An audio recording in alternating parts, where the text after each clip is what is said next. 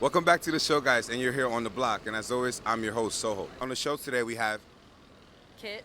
there are things that, as a close friend, that you want to clear up about Robyn that some of the media may have gotten wrong.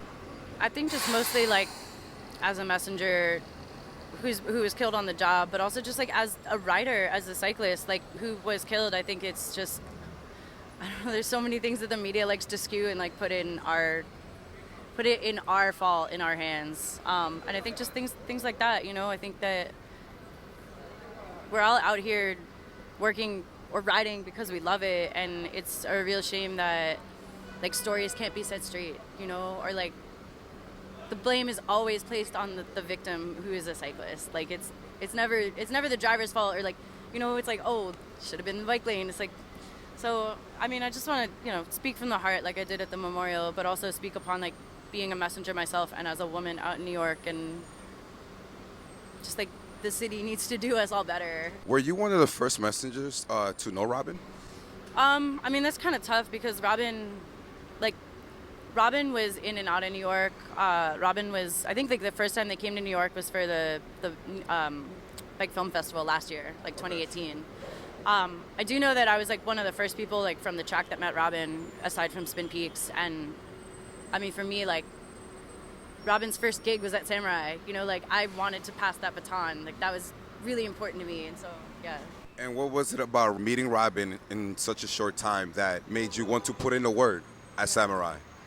I think it wasn't even just getting Robyn a job at Samurai. It was more like you met Robyn and like time stood still, and like Robyn used they them pronouns, and they never were really like super harsh on that. They were just kind of like live and let live. But it's really important, especially when you have like people from the WTF community like coming into cycling and racing and being a messenger, to like respect them and give them their space, because like there's already so little space on the streets and so little space for like us, that it's just something that's important, and just, I have a responsibility for it to do that.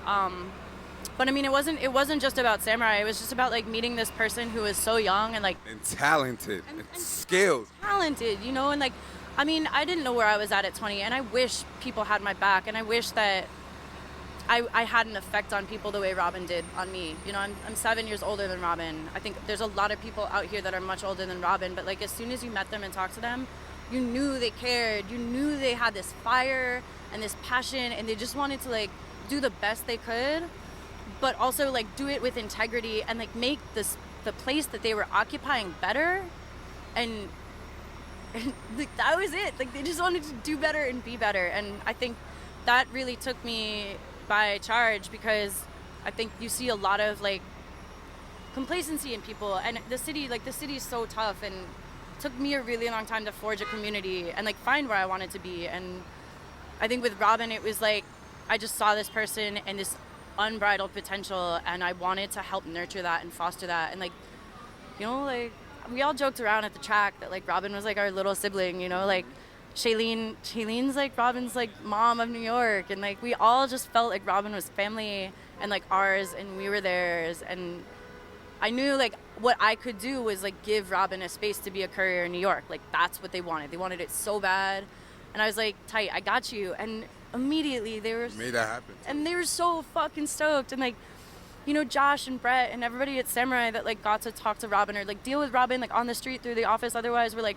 damn, this person is so like, there's something about them. Like I remember like Robyn was staying with me the weekend, like last weekend, and like Thursday was their first shift, and I was like, yo, how you doing? They're like freaking out, like, oh my god, I suck, I'm awful, I'm so slow, like shit. And I'm like, get chill, you're doing great. Like no one's yelling at you, like you're still getting work, no one told you to go home, like.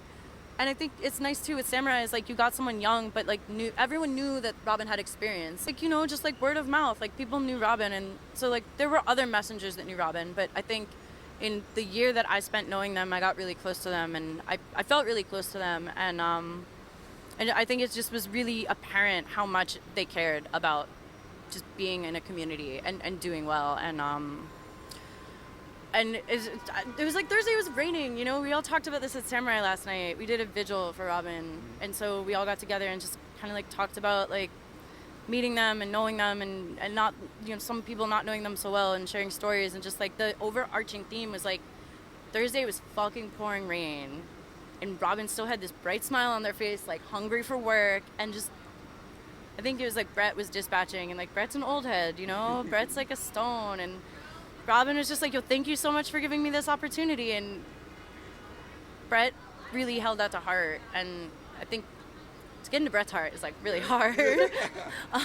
It's that sort of thing. It's like unspoken. You just see it in that person. You see their magnetism. You see their strength and their light. And I think had Robyn been given a chance to live out their lives, they would have changed it. They would have really banded the community together more. They would have done so many awesome things with their lives.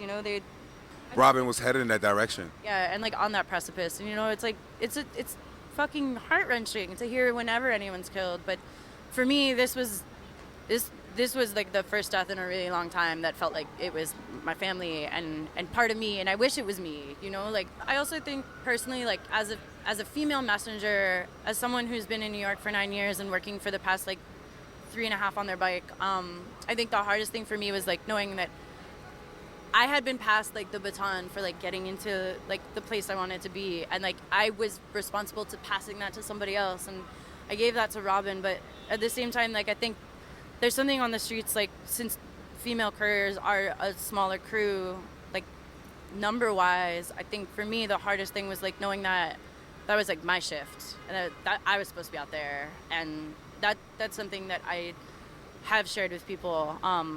It's a weird level of guilt, aside from being my job on the road, but also feeling like I didn't protect like one of my own, like I think there's a lot of us that feel like it should have been us over Robyn, or us over like anybody else, I mean, but for me, that's where I'm at, is I have like a really special, painful place of, my brain trying to be like, you could have done something, but at the same time, like you can't change the world or life or fucking tragedies. And yeah, we lost a good one. And Do you ever feel that some people aren't meant to be a messenger? I mean, it's hard because like, you got people that have been on the streets for their whole lives, and then you talk to them and they're either super psyched about it or they don't know anything else to do. Like they do it because it's what they know, but they don't necessarily love it. Like I think that it's a hard fucking job. Yeah, but Robyn definitely had the heart in it, that's for sure. Robyn had the heart, and like I don't care that it was like their second day on the job or like they hadn't ridden New York much. Like Robyn had like what it was cut out to be. Like Robyn was tough as nails. Like Robyn was strong. Robyn was smart. Robyn was brave.